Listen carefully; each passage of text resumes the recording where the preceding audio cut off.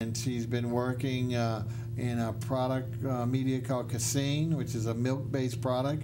And then she's expanded to, well, always using acrylics and also adding other layers to it. So we'll discern those as we go through. Okay, I see we're ready for our next painting, and this is interesting because we had that Adam and Eve type situation a few moments ago, and here we have those folks again flying over the earth. Tell us about this. Great colors on this one.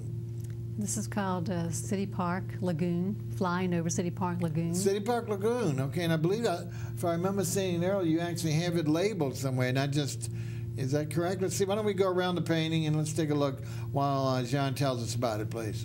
Yes, City Park is a great love of mine. I've lived within 3 miles of City Park most of my life. Spent a lot of time there, especially with the Peristyle and the Peristyle on the right. The lions at the Peristyle. And our gorgeous oaks. So I wanted to do a series on City Park, and since I had done some man and woman figures, I decided to make them take off into space and have the good overlook view, like a bird's eye view of what our park would look like. And I took also the approach of more of a surreal look. Yes. I'm not an artist who likes to take a photograph and just paint what the photograph is. I want to use my imagination and use my shapes and forms according to what I think beauty is. This is done in oil. I did swap over to oil. This is not Casein. This is definitely. I swapped over to oil to be a little bit more prominent.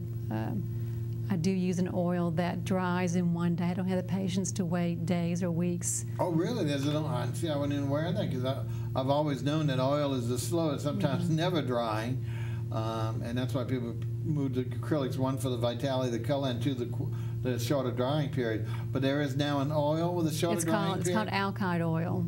Could you spell that for me? A-K-Y-D. D?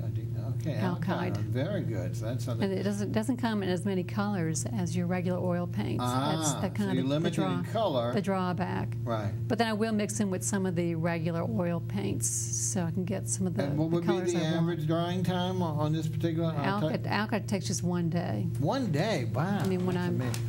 Well, I love it because I just love the vibrancy. Once again, that electric blue.